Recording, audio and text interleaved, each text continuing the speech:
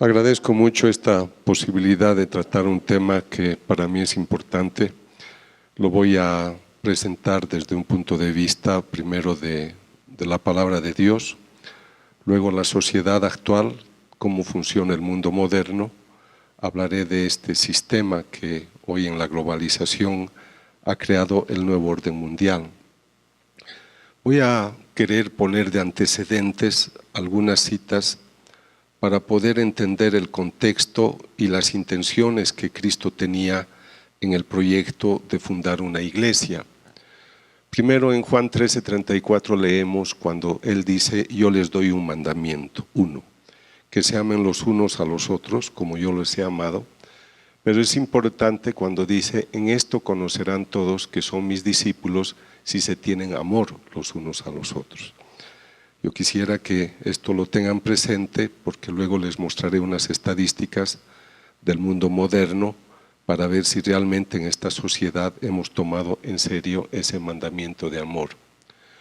Otro aspecto que a mí me llama mucho la atención y me hace profundizar el tema es el capítulo 6 de San Juan. Yo lo he leído tal vez más de 100 veces el texto porque es muy profundo. Cuando habla yo soy el pan de vida, el Señor quiere convencernos de que Él es el pan bajado del cielo y que el que come de ese pan tiene vida eterna. Entonces hay que ver, por eso les decía, son antecedentes para lo que les voy a mostrar en el mundo, cuánta gente ha asimilado que esta presencia viva del Cristo es realmente la presencia de Él. Ahora hay un instante muy dramático en el capítulo 6 de San Juan, particularmente en el versículo 66, cuando sus discípulos, han escuchado que Él es el pan de vida y el que come su carne tiene vida eterna. Pero algunos dicen: esto es demasiado, esto no puede ser así, y muchos se marcharon. Entonces, aquí está la cita, cuando se marcharon, el versículo 66. El Señor ciertamente tiene que haber estado desilusionado.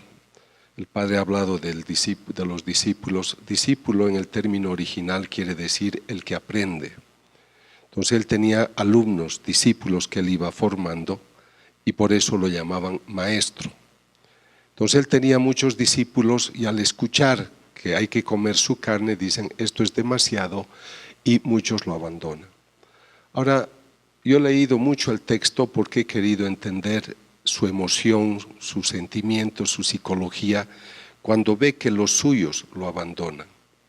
Imagínense en este momento que Unión de Voluntades celebra su fiesta y que los más cercanos digan: no queremos celebrar, y nos marchamos. Entonces Él tuvo que haberse sentido mal, y con esa nostalgia se dirige a los suyos y dice: también ustedes quieren marcharse. Cuando yo leí el texto y muchos lo abandonaron, yo dije: ¿por qué el Señor, que era maestro, que es maestro, por qué no fue por detrás para decirles: vengan, no se vayan, no es como ustedes piensan? Pero no fue por detrás, no les fue a decir. ¿Qué pasa si a ti tu novia te dice: no te quiero más? Tú vas detrás y le dices: ¿por qué? ¿Por qué no me amas más? Él no fue porque Él conocía los corazones. Sabía que ellos, como Judas, esperaban un líder que les diera otras satisfacciones que no sean el martirio, la paz, el servicio, la armonía. Entonces, cuando se dirige a los suyos, a mí esta respuesta de Pedro me fascina, porque muestra la maravillosa unción del Espíritu Santo que le sopla. Él es un hombre impulsivo, es un hombre a veces muy primitivo, luego va a negar al Señor en su cobardía, se va a fugar. Pero acá iluminado dice: Señor, ¿dónde vamos a ir? Tú tienes palabras de vida eterna y nosotros creemos y sabemos que tú eres el Santo de Dios. Yo quisiera que se gocen también ustedes su vocación sacerdotal, el trabajo que ustedes hacen en Brasil, los que hace el Padre en Colombia, ustedes aquí en México. O sea, ustedes han reconocido que es el Santo de Dios y ustedes se tienen que gozar de esta experiencia. Pero le doy mucha razón al padre que habló anteriormente, porque dice, a veces estamos involucrados, asistimos, pero sin corazón, sin testimonio. La revista Domund, la revista misionera mundial, ha hecho una encuesta sobre el compromiso de los católicos en los 5 continentes.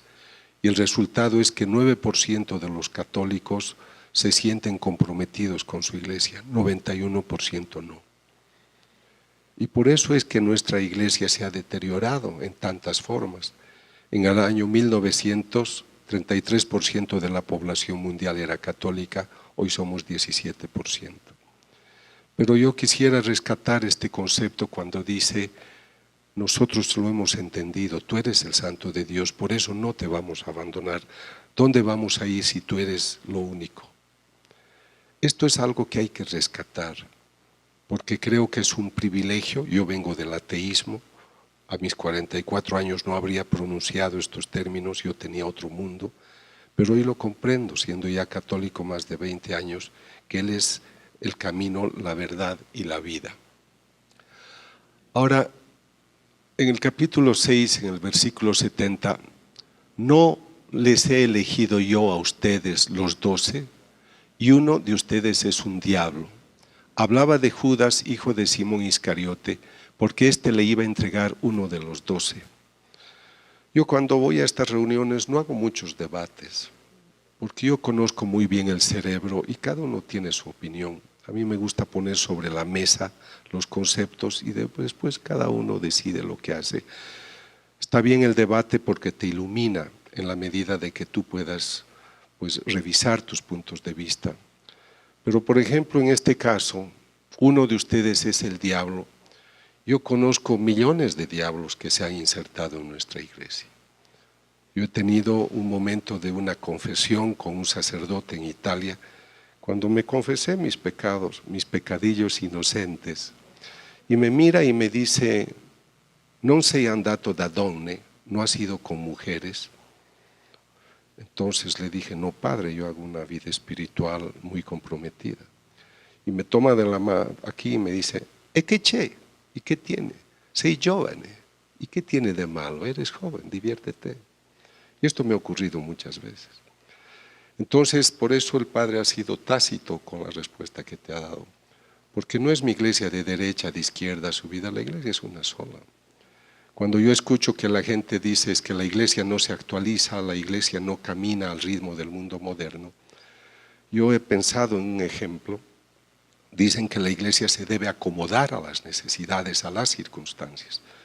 La iglesia es una, tal como la ha fundado el Señor.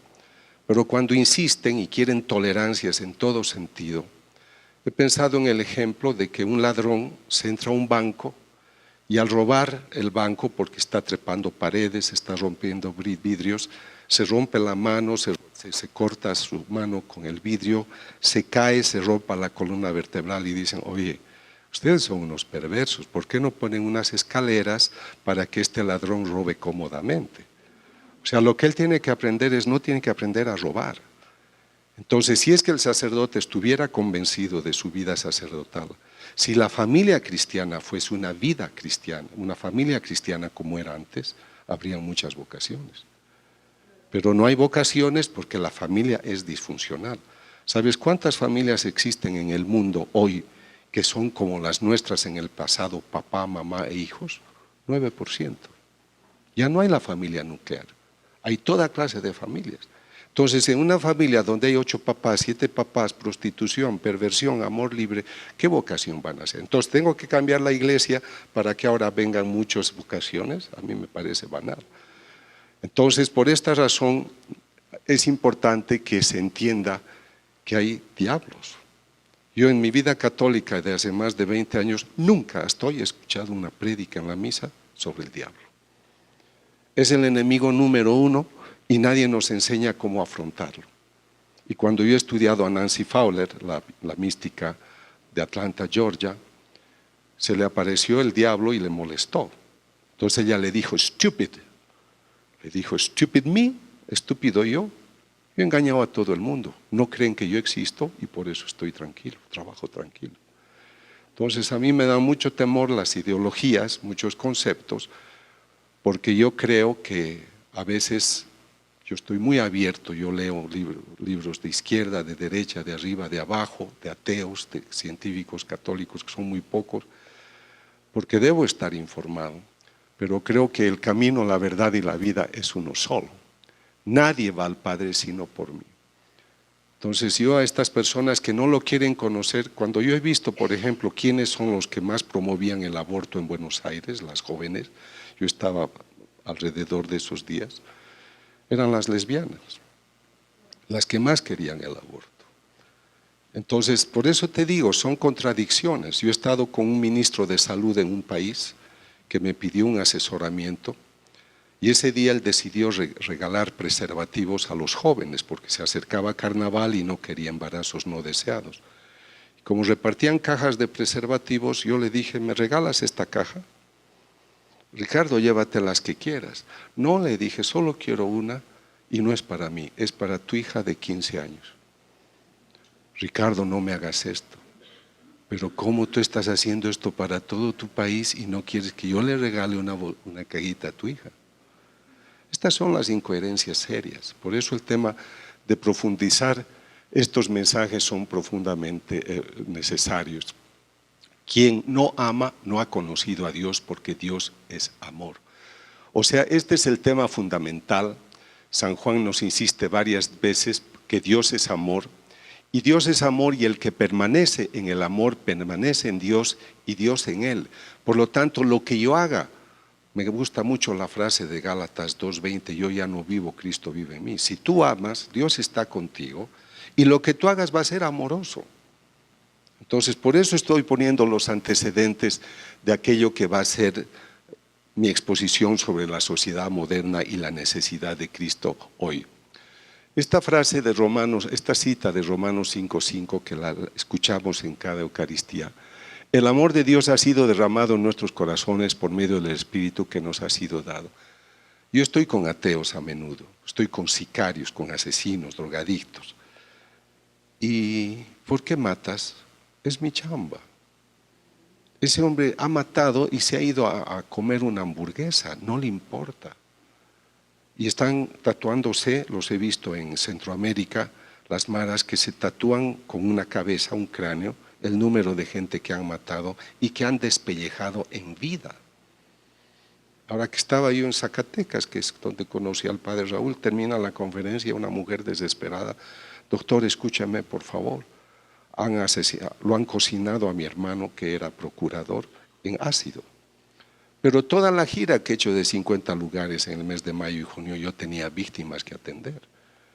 Entonces, si después de cada conferencia han matado a mi hijo de 14 años junto a mi padre, han secuestrado a mi hijo, han violado a mi hija, o sea, tú te tienes que preocupar. ¿Por qué tanta frecuencia? Anoche veía el noticiero, han discutido 2 individuos por un tema del parqueo y uno ha sacado un cuchillo y se lo metió al ojo. Ayer. O sea, ¿dónde está esta sociedad del amor? Entonces, si yo no reconozco esto, que Dios ha enviado el amor por el Espíritu que nos ha sido dado, y yo digo, no hay Espíritu, no conozco a Dios, Él no es mi Padre y tú no eres mi hermano.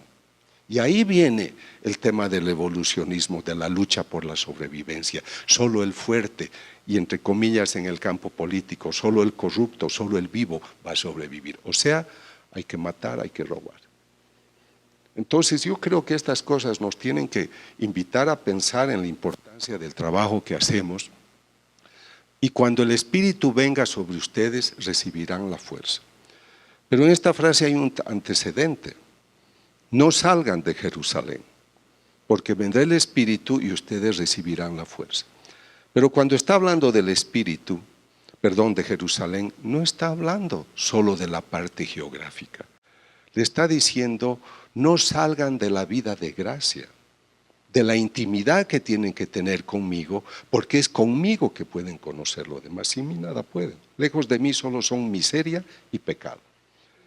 Entonces acá es donde yo quisiera decirles, bajo estos antecedentes del amor, del servicio, lo que el Señor quiere para el mundo, estamos en una sociedad tecnológica, una sociedad con grandes aportes. Yo soy feliz de una sociedad que permite la higiene, la educación, los derechos humanos, pero eso no quiere decir de que nosotros hubiéramos reconocido más a Dios.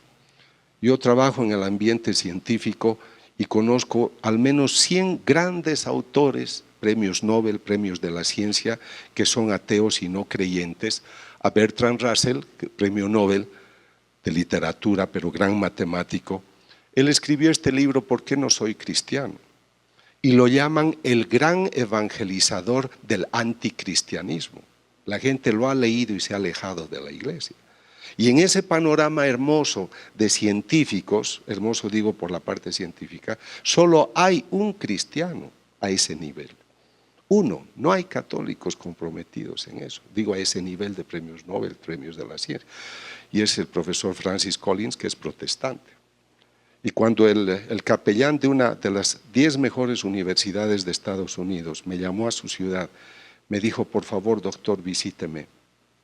Estoy preocupado porque en esta universidad tan famosa no puedo hacer nada con los católicos, hagamos algo con usted.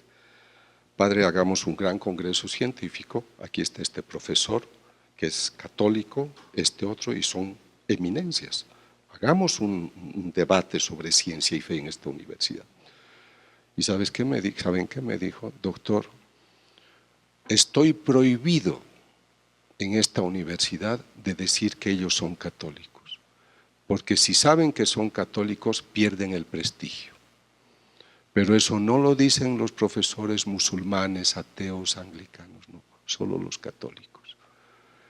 Entonces, por eso les digo que necesitamos replantearnos nuestros conceptos.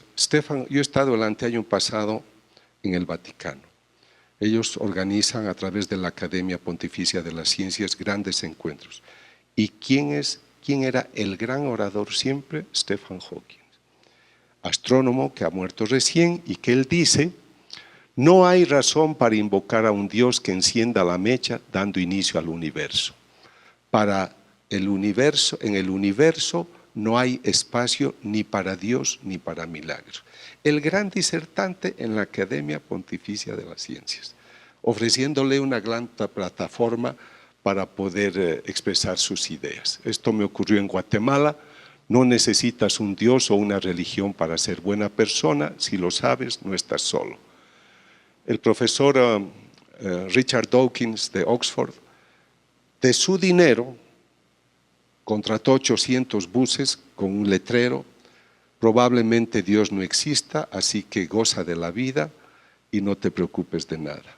Y la acción de él se fue a todas partes del mundo. Yo no conozco un solo católico que hubiera sacado su platita para hacer una cosa así, ni siquiera en su casa. Entonces, por esta razón es que los otros nos ganan, porque son más decididos, son más generosos. Yo soy testigo, hago esta vida católica y me aplaude la gente, pero cuando hay que tocar el bolsillo ya no aplauden. Y esa es mi experiencia cotidiana. Y no se trata del dinero. Yo les digo a veces, no es el dinero, es el tiempo. No quieres ir 1 hora al Santísimo, pero estás viendo televisión 4 o 6 horas al día. Y aquí me vienen estas 2 frases poderosas de Isaías 1:2. Crié hijos hasta serlos hombres, pero se rebelaron contra mí. El buey reconoce a su dueño y el burro el pesebre de su señor, pero Israel no me conoce, mi pueblo no comprende. Y luego en Oseas 1:9, porque ustedes no son mi pueblo, ni yo soy para ustedes el que soy. O sea, hoy Dios es un desconocido. Yo atiendo místicos de esta época.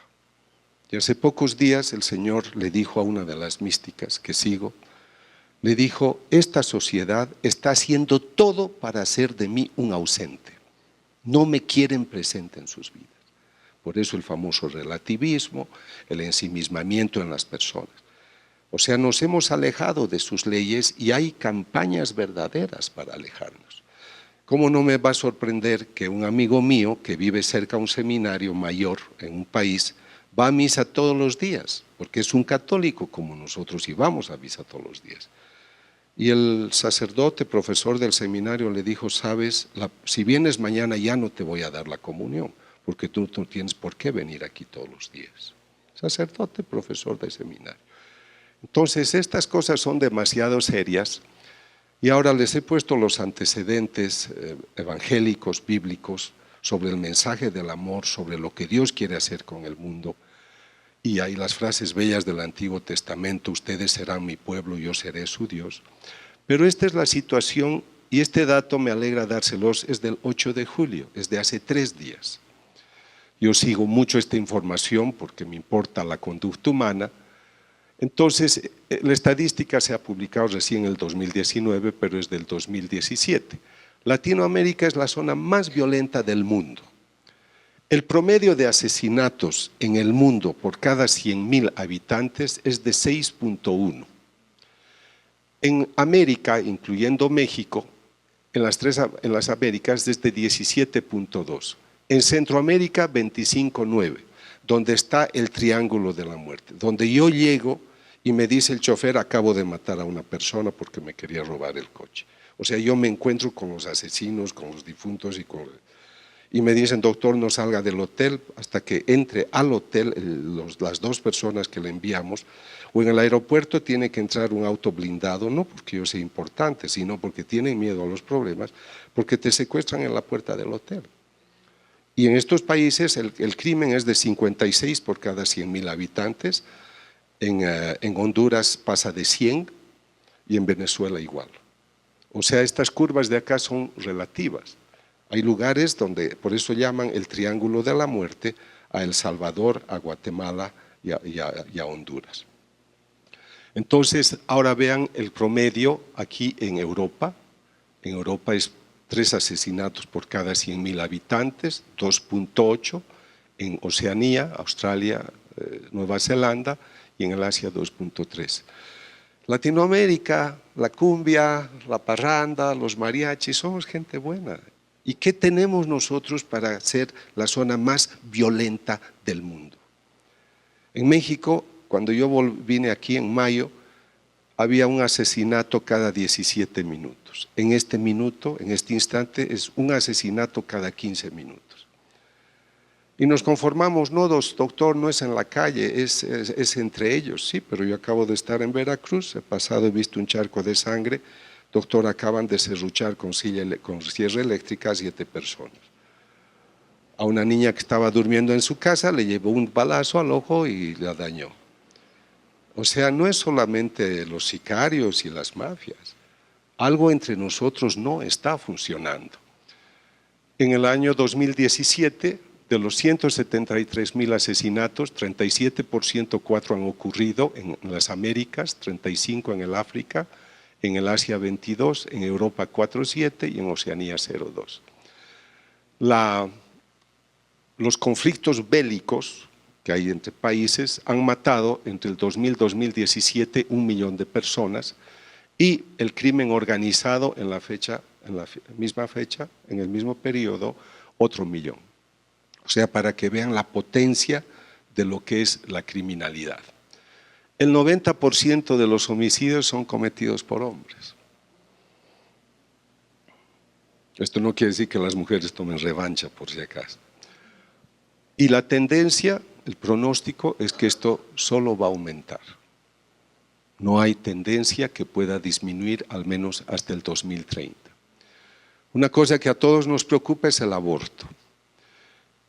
Cuando yo estudié este caso de Nancy Fowler, Jesús dijo: en Estados Unidos, en Norteamérica, el lugar más peligroso para un niño es el vientre de una madre.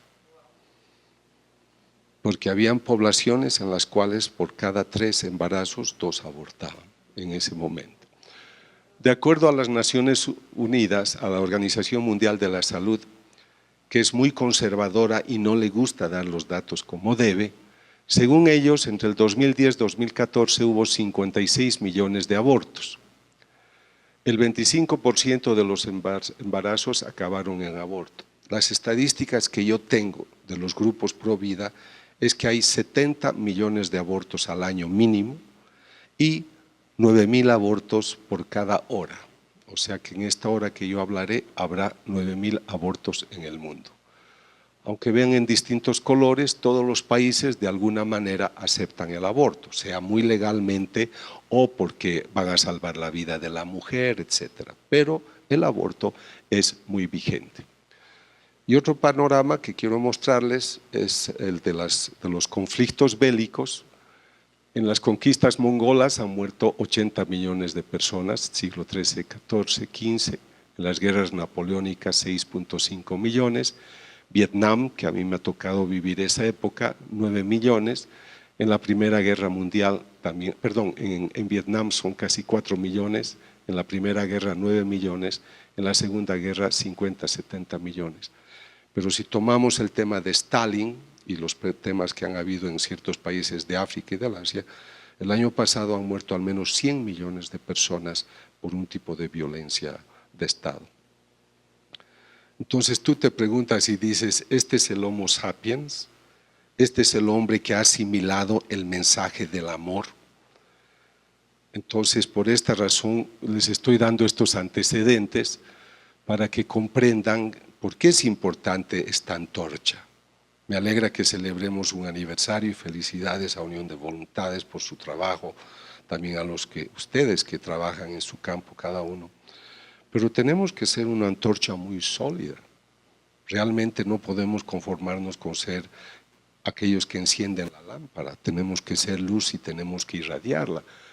He estudiado muy bien el tema de la criminalidad, estos también son datos del 2019. Si yo, aquí estoy hablando solo el tráfico de drogas, produce 320.000 millones de dólares.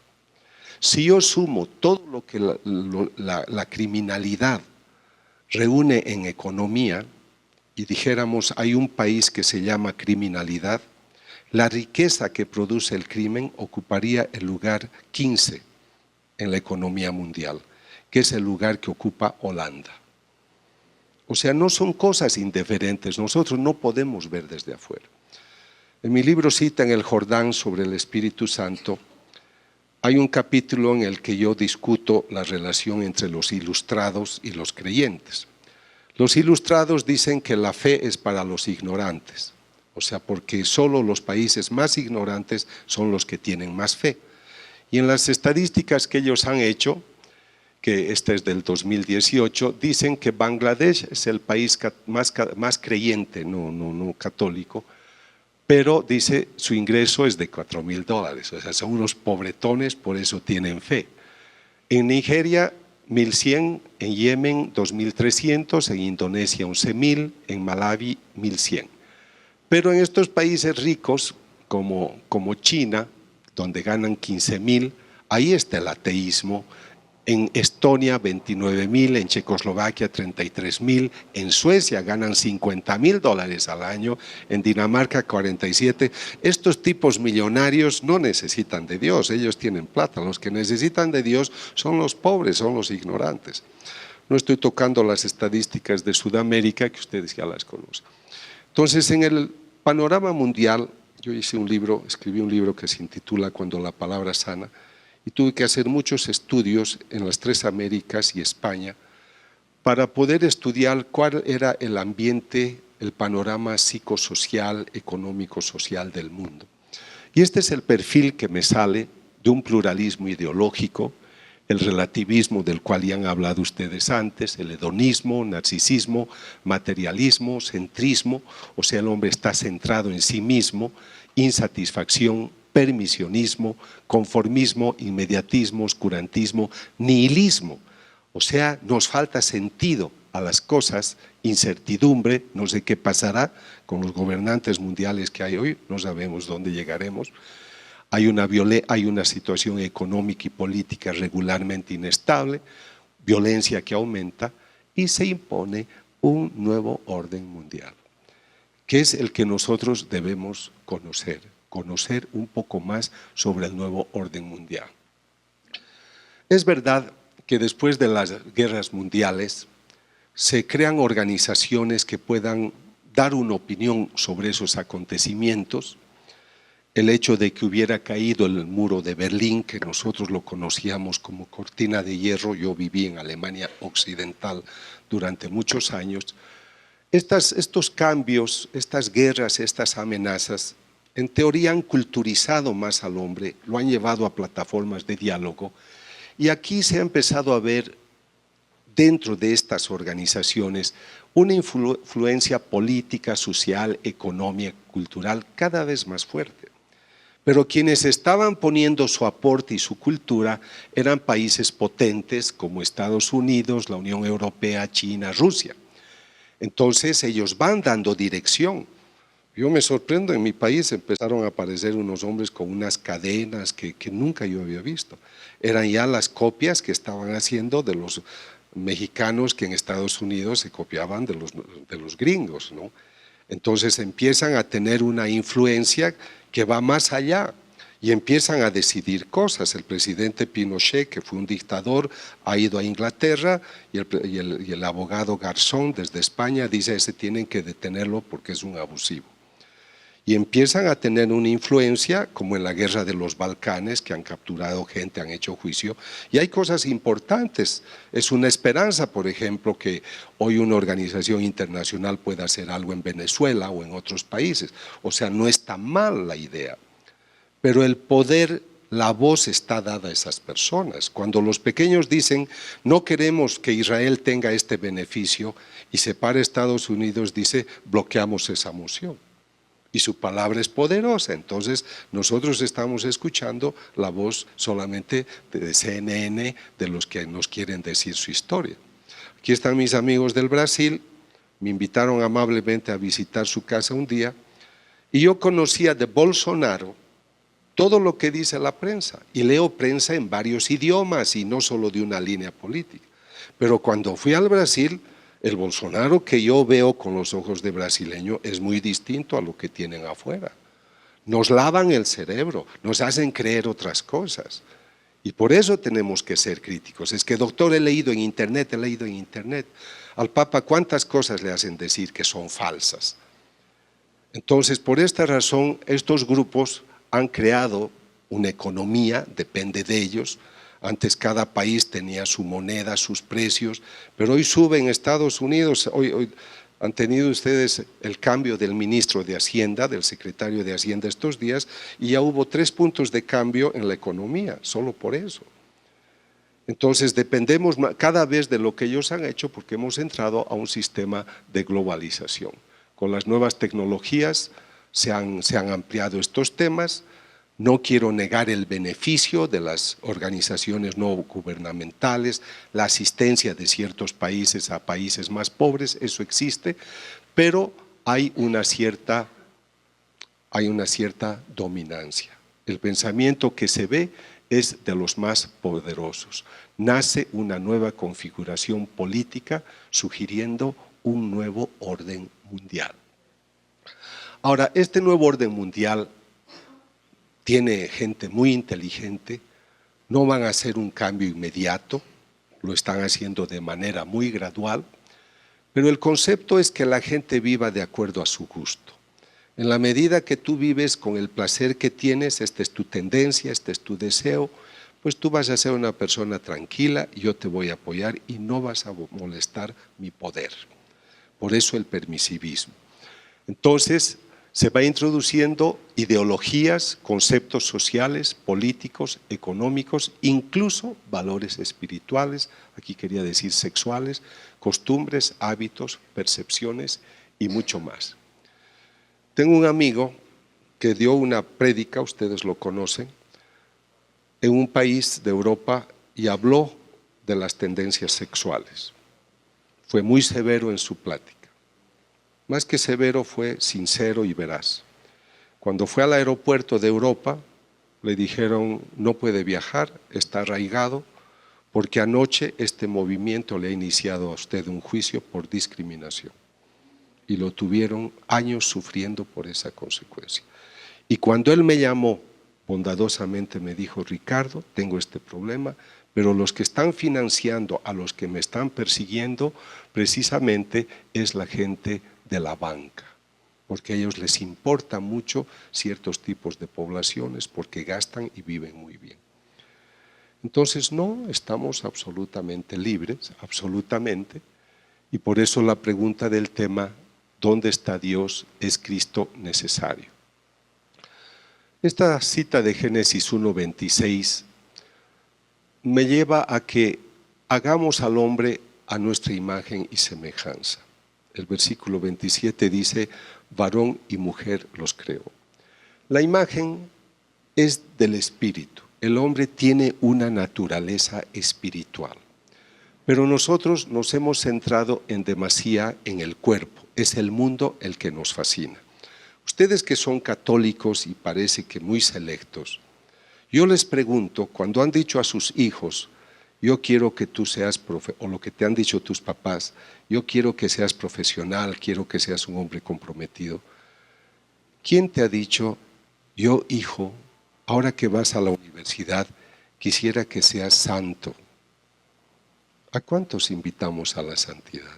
Hacemos el ridículo cuando queremos rezar. Yo acabo de estar en un seminario de México, bueno, hace unas semanas, y delante de todos los seminaristas mayores se pararon unos cuantos jóvenes, dijeron, doctor, a nosotros nos llaman monjas en este seminario porque rezamos el rosario. ¿No les gusta que recemos el rosario? ¿No les gusta que estemos en las capillas? Entonces estamos hablando de una esencia fundamental que es nuestra naturaleza espiritual. Y la razón por la que yo hablo, yo no soy un predicador, a mí me hablan, doctor, su misión, usted es un predicador. Yo me siento un profesor universitario que estudia el cerebro, la conducta y la dimensión espiritual. Tiene que ver con la vida religiosa, con la fe, está bien, pero mi punto de vista es científico, no es ni beato ni religioso. Tampoco es desde un punto de vista meramente católico cristiano, porque hablo a los budistas, hablo a los ateos, hablo a los musulmanes, y lo que me importa es que ellos sí descubran que su Dios los creó con cuerpo y alma espiritual. Y mi tarea es ayudar a que rescaten la naturaleza espiritual, porque dice Pablo, el fruto del espíritu es el amor, es la paz, es la armonía. Entonces, en la medida que el hombre descubre el espíritu, estas macabras escenas de violencia, en teoría, deberían disminuir. Uno de los fracasos que yo veo en mi análisis es que el hombre se ha alejado de la dimensión espiritual.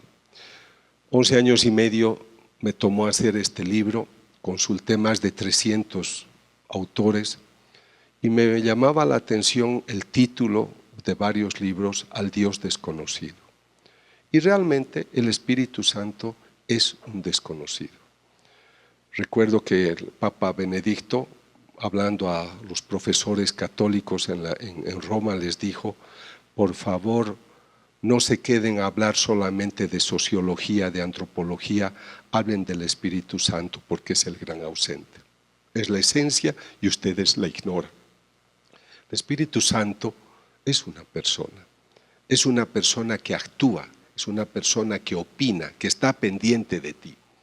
Y si tú rescatas ese espíritu en tu vida, yo lo veo con los sicarios que trabajan mi grupo en Veracruz, donde va el sicario, dice, ayúdenme, tengo 26 años, he matado a 30 personas y ya no quiero matar más. Entonces son personas que cambian cuando el espíritu, tengo el caso de un político corrupto en Sudamérica que renunció después de escuchar una plática porque vio el horror de ser un corrupto. Pero es cuando la persona se habla al espíritu. Entonces ese sicario que mutilaba los dedos, un caso que yo conozco de Chiapas, ese hombre deja de mutilar a los que secuestra cuando se encuentra con Dios. Entonces por eso yo creo que la necesidad viene de rescatar esta naturaleza espiritual. Y ahora, para entrar a la recta final de lo que es mi mensaje hoy, les voy a hablar de un hombre muy centrado en sí mismo, ávido de riqueza, estafador, y por estafador se hizo rico, era muy avaro y egoísta, no era amado por sus vecinos, más bien era temido, con riqueza y poder económico hizo su mundo lejos de Dios. Les voy a hablar de esta persona. Pero antes me voy a Ezequiel 28:1. Hijo de hombre, eres muy engreído. ¿Te vas a hacer pasar por Dios tú que eres hombre y no Dios? Gracias a tu inteligencia, gracias a tus negocios ha aumentado tu riqueza y te ha crecido el orgullo en la misma medida que tu riqueza. A mí me sorprende en un ambiente científico, yo soy astrónomo, yo soy neurólogo, yo soy fisiólogo, Dios no existe, yo puedo demostrar que Dios no existe. Has hecho 5 añitos de estudio, 7 añitos de estudio, 2 letreritos de licenciado o doctor y me quieres decir que 13.800 millones de años no valen nada. Esa es la ridiculez que nosotros a veces vivimos. Vamos a ir a Lucas 19. Cuando Jesús llegó a aquel lugar, mirando hacia arriba, le vio y le dijo: Zaqueo, baja pronto, porque conviene que hoy me quede yo en tu casa. Estoy hablándoles, este hombre del que hablo es Zaqueo. Jesús miró hacia arriba. ¿Por qué? Porque hoy muchos se han puesto por encima. Dios no existe, Dios no me importa, hay que hacer leyes modernas, leyes adaptadas, todos nosotros tenemos que hacerlo. Dios sí es un anticuado. Y estos curas, pues ensotanados, ¿qué están haciendo acá? Entonces, Él mira arriba, Él se tiene que humillar. El hombre debería ponerse de rodillas ante Él. Pero ese Cristo que sabe, Señor, perdónales porque no saben lo que hacen, le mira arriba y dice: bueno, amigo, te tienes que bajar. Bájate, deja esto, bájate, porque conviene que yo vaya a tu casa. Me tienes que escuchar. Lejos de mí solo eres miseria y pecado. Entonces Dios mira hacia arriba porque tiene misericordia. Y yo veo su misericordia desde los años 40 en las apariciones de la Virgen en todas partes, de los casos místicos en todas partes. Yo me siento abrumado de haber tenido en mis manos 16 signos eucarísticos. Muchas gracias, muy amable, gracias. 16 casos, siendo que del siglo VIII al siglo XIII hubo 3 casos. Entonces yo veo cómo se derrama la misericordia de Dios. ¿Por qué lo hace? Porque el hombre lo necesita, aunque no lo sepa. Entonces el Señor menciona a Zaqueo, le hace una invitación personal. Por eso les decía, gocen ustedes de su presencia en la vida espiritual, porque algún momento el Señor pronunció su nombre, nuestros nombres, y le dijimos sí. La invitación es personal. Pero cuando tú le has dicho sí, aquí hay algo que tú tienes que conocer. A veces en nuestra humildad decimos: no, yo no soy nada, yo no sirvo. En algo sí sirves, en algo sí es importante. Que cuando tú tuviste el soplo del Espíritu Santo, tú le dijiste sí. Y ese es tu mérito. Y esa es tu respuesta humana. Entonces no eres un pobre tipo que no vale, vales mucho. A mí me gusta mucho estar con los jóvenes que están en ese ambiente de un desafío tan mundano y están manteniendo sus principios. En Quintana Roo, en Cancún, ellos me prepararon una conferencia en la discoteca más importante de Cancún. Eran jóvenes y yo fui a la discoteca a hablar. Nadie tomó alcohol, todos escucharon, bailaron. Claro, entre jóvenes nos entendemos, esa fue una ventaja. Pero era muy bueno ver cómo en esos lugares hubo gente dispuesta a escuchar un buen mensaje. Entonces, cuando tú le has dicho sí, tú has sido el que has reconocido la palabra de Dios en tu vida. Llama a Mateo, se levanta y le dicen: pero ¿cómo? Va a ir con esos hombres. Y el Señor da una respuesta maravillosa: yo no he venido a llamar a los justos, sino a los pecadores. Por eso les he puesto los antecedentes de cómo va nuestra sociedad mundial. Y no quiero decir, el doctor ha sido muy selectivo mostrando las miserias.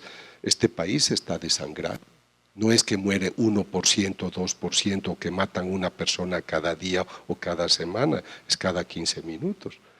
Y otros países, vean la experiencia de Venezuela, 4.200.000 personas desplazadas.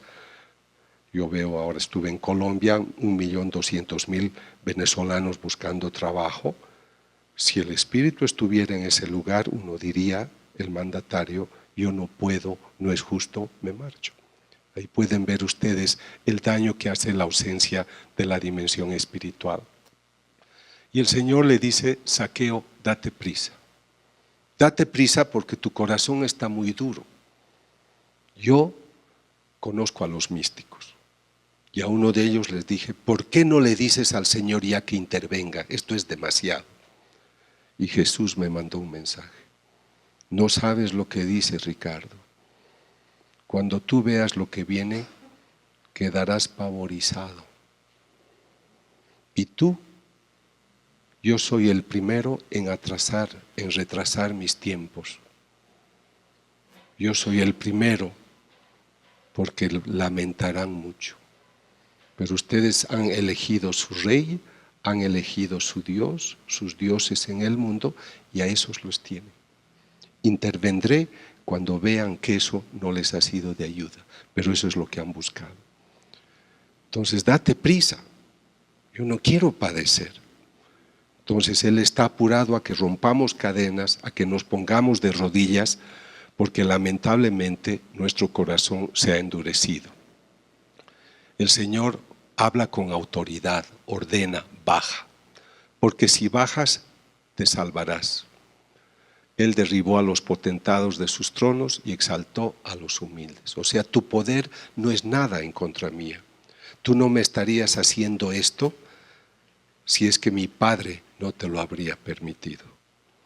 Entonces Él nos está dando espacios porque respeta nuestra voluntad, pero es necesario que se quede en nuestras casas, que ingrese.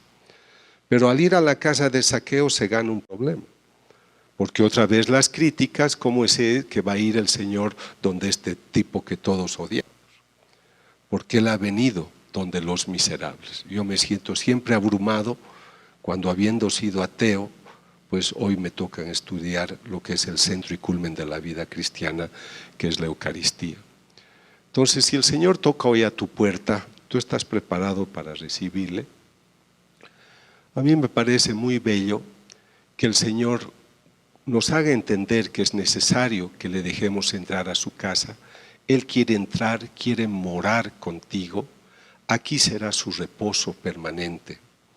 Hay una cita que les recomiendo leer del segundo libro de Crónicas, capítulo 7, 14 y siguientes, donde dice: si mi pueblo se arrodilla humildemente y pide perdón por sus culpas, entonces yo le perdonaré, escucharé sus pedidos, y aquello que me pidan, se los daré, y haré de este lugar un lugar santo. Yo esto en mis pláticas en México insisto, porque yo creo que México es un país muy especial. La Virgen ha recibido la invitación del Señor de cuidar México. La respuesta cristiana que ustedes dan es maravillosa, como la veo también en Colombia, pero creo que debemos asumir responsabilidades para que Él se quede con nosotros. Y por último, lo interesante cuando entra a la casa, cuando le dicen sí, es que el ingreso del Señor a su casa es eficaz, porque Él dice: yo he robado a los pobres y les voy a devolver cuadruplicado. Ocurre algo. Y es lo que el Padre, cuando hablaba en su plática, el Padre que habló antes dijo: el testimonio de vida. Mi gran desilusión, y se los digo como hermanos cristianos, que el 98% de los católicos que yo he conocido, y tal vez yo soy parte de ese 98%, no damos el testimonio de lo que hablamos. Y se los hablo de 26 años de vida católica. Yo no he encontrado ni 2% de católicos que yo diga: estos viven la palabra de Dios, ni 2%. Es difícil, es grave, es duro, tampoco yo siento ser parte de ese 2%. Por eso he escrito el libro de la transformación interior, porque sin transformación no hay cambio. Y por eso creo que el Señor es necesario, porque si entra a nuestras vidas, Él nos va a salvar. Por eso la encarnación tiene el sentido, porque Él se encarna. Lucas 2:11, hoy ha nacido para ustedes un Salvador, que es el Mesías. Entonces es Él el que nos tiene que salvar. Pero permítame compartir una cita que a mí me fascina, y es esta de Lucas 4, 16, 21, cuando el Señor entra al templo. Él entra, toma el texto y empieza a leer el texto de Isaías y dice: el Espíritu del Señor está sobre mí, lo he subrayado. Él me ha ungido para llevar buenas nuevas a los pobres, anunciar la libertad a los cautivos, sanar a los ciegos, para despedir libres a los oprimidos y proclamar el año de gracia del Señor. Hoy estas palabras se han cumplido. Cuando yo trabajaba el libro de Cita en el Jordán, no entendía por qué el Espíritu se subía encima de las personas. Si somos templo del Espíritu, como dice Pablo. Pero meditando, yo escribo mis libros ante el Santísimo, comprendí el sentido. El Espíritu Santo tiene otra personalidad muy distinta a la personalidad de Cristo. Cristo te dice, tengo sed, mujer, dame de beber. El Espíritu Santo nunca te pide, pide que tú le ofrezcas. Él espera que tú le ofrezcas. Cuando estás en gracia de Dios, el Espíritu Santo está contigo porque eres templo, pero Él te escudriña.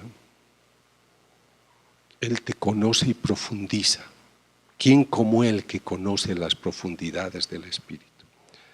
Cuando Él conoce tu naturaleza espiritual, y escuchen bien, y está dispuesto a dar todo el 100%, no el 99 ni el 90%, Él se eleva, se pone encima de ti y se adelanta y Él te abre las puertas.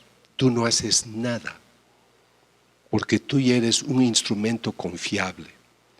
Y en las gentes que yo conozco de ese 2% que han hecho esto, esas personas están sentadas en su casa y todo está ocurriendo a su alrededor sin que ellos toquen una puerta. Sanaciones, conversiones, cosas que ni ellos saben y la gente se está convirtiendo. Pero la condición para esto es tu vida en gracia y tu identificación con la causa de Cristo, porque Él es el camino, la verdad y la vida. Para darte eso, para que tú lo conozcas, es que Él se ha encarnado y te deja este obsequio tan maravilloso donde tú tienes el ingreso inmediato a Él en la Eucaristía. ¿Cómo no me va a fascinar como investigador que yo estudie varias hostias y vino y el vino sangra? Yo ahora que trabajo más por un caso nuevo que estoy estudiando en otro país, he visto que en nuestras investigaciones hay unos genes que son el principio de la vida. ¿Cómo puedo tener un gen que permite que una célula crezca, se multiplique, sobreviva en un pedazo de pan? Pero no es un pedazo de pan cualquiera. Esto es lo que a mí me hace pensar, y por eso les hablo con convicción, de que con el milagro eucarístico yo veo que la frase Juan 6:51, el pan que yo te daré es mi carne, se cumple.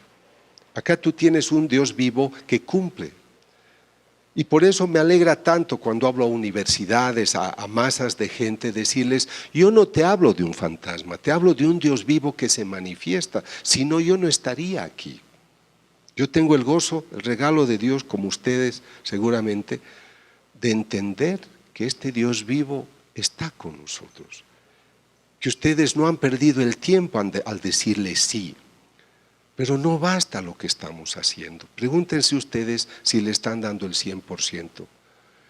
Jesús murió de un cuadro clínico que se llama hipovolemia. Ese cuadro quiere decir que se secó, no tenía una gota de sangre, no tenía una gota de líquido en su cuerpo. Por eso las últimas gotas que estaban en la aurícula del corazón brotaron y dicen sangre y agua. El Señor derramó hasta lo último. ¿Y cuánta gente yo he visto que como había el partido de fútbol no iban a misa el domingo? Y porque yo tengo otro acontecimiento, pues Dios puede esperar. Y puedo estar 6 horas bailando, que está bien que bailes, pero no quieres ir media hora a la Eucaristía. Y si la misa dura 1 hora o más, ya estás pues muy molesto con el cura que tarda tanto en su misa. Entonces creo que estos milagros nos tienen que llevar a la persona de Cristo. Cuerpo, sangre, alma y divinidad, pero una persona que mira. Tantos mensajes que yo he leído donde el Señor dice, tu Dios te agradece por el trabajo que haces.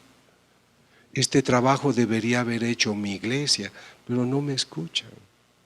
Hablan de mí muchos, pero no hablan conmigo. Viven de mí, pero no viven para mí. ¿Y cuántos visten ropas consagradas y su corazón está desconsagrado? Después de 2000 años todavía no me conocen y me siguen crucificando. Entonces yo creo que hay que promover este acercamiento. Cristo es necesario porque sin Él no somos luz, no somos palabra. Entonces, si en el pasado hemos sido tinieblas, vayamos como hijos de la luz.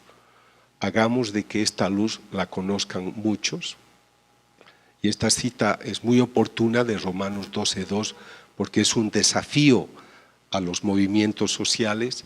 Y no se acomoden a la forma de pensar del mundo presente, más bien transfórmense en la renovación de su mente para que distingan cuál es la voluntad de Dios y no la voluntad del político o del filósofo de moda. Entonces este es el centro. Para eso te tienes que arrodillar, para eso tienes que aprender a conocer cómo el Señor te habla. Vas a hablarle al Señor en la oración, vas a reflexionar el sentido de lo que le has dicho, vas a meditar preguntándote si lo que le has dicho es lo que Dios quisiera para ti. Mira tus dos pedidos con los ojos de Jesús y luego quédate en silencio en la contemplación para que aprendas a conocer cómo Él te habla.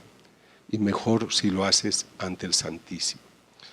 Esta frase es la última con la que el Señor le habla a Faustina y le dice: la humanidad no hallará paz hasta que se aproxime a la fuente de mi misericordia. Vamos a tomar muchas iniciativas políticas, económicas, y está bien que cada uno haga lo suyo, pero creo que no vamos a poder lograr los objetivos si nosotros no hacemos algo para que la gente descubra que ahí está la fuente. No quiero prolongarme mucho, termino en unos minutos, pero me hablan de crisis de vocación. Yo llego a Barcelona, me espera una religiosa sentada en su silla de ruedas: hermana, mucho gusto, es diciembre. ¿Y cuántas son las monjitas, hermana? 900. ¿Son todas de su congregación? Sí. ¿Hace cuánto tiempo que ha fundado la congregación? Hace 25 años. Tiene 900 universitarias en su vocación, religiosas, todas ya religiosas. Y ese día llegaba una misión del Vaticano para preguntar qué hacía ella para tener tanta gente. Y ella me dijo: doctor, estoy en mi silla de ruedas solo orando. En mi país, mi director espiritual me dice: ¿puedes hablar a mis postulantes? Le digo: sí, padre, ¿cuántos son? 5. Vengo acá, me invita el padre Luis Butera, que todos conocen, y me dice: doctor, ya que nos va a dar retiro a los sacerdotes, ¿puede hablar a mis postulantes? Sí, padre, ¿cuántos son? 3000. Esa es la diferencia. Para tener vocaciones hay que ponerse de rodillas. Yo dicto los retiros de las monjas de Calcuta hace 14 años, sus vocaciones abundan, y Jesús le dijo: ¿quieres que llene tus conventos? Pon 1 hora de adoración en todas tus casas y verás lo que yo hago. Entonces, por eso yo quisiera invitarles a que se unan a una oración de intercesión. Algunos ya la conocen, pueden bajarla a la oración de intercesión por México en la tienda del discípulo. Tenemos también ya la oración en portugués, que un amigo de ustedes brasileño ya la tradujo, porque el Señor le dice a Isaías, escribe Isaías: sobre tus murallas, Jerusalén, he puesto centinelas, y quiero que me recuerden mis promesas hasta que yo devuelva la paz a Jerusalén. O sea, el Señor quiere que algunas personas se suban a las murallas de las ciudades para poder hacer esto de orar por la ciudad, por las familias, por la iglesia. Son varios los objetivos. Y la experiencia de Ezequiel es más extraordinaria porque le dice: este pueblo me ofende mucho, Ezequiel, lo voy a castigar. Entonces bajé a las murallas, busqué un hombre que me dijera: no castigues, por favor, que haga una intercesión como Abraham, y no encontré ninguno, y por eso he castigado. La oración más generosa es la de intercesión, porque es aquella en la que tú oras por los demás. Entonces creo que el desafío es sumamente grande. Creo que sobran más razones para decirles por qué Cristo es necesario. Los datos que les he dado son de 2018-2019, dan un panorama muy claro y creo que con todos los líderes que en este momento tenemos, el panorama no lo veo muy prometedor. Entonces nosotros, si decimos yo conozco cuál es el camino, la verdad y la vida, deberíamos levantar esa antorcha y mostrarla al mundo. Que Dios les bendiga y muchas gracias.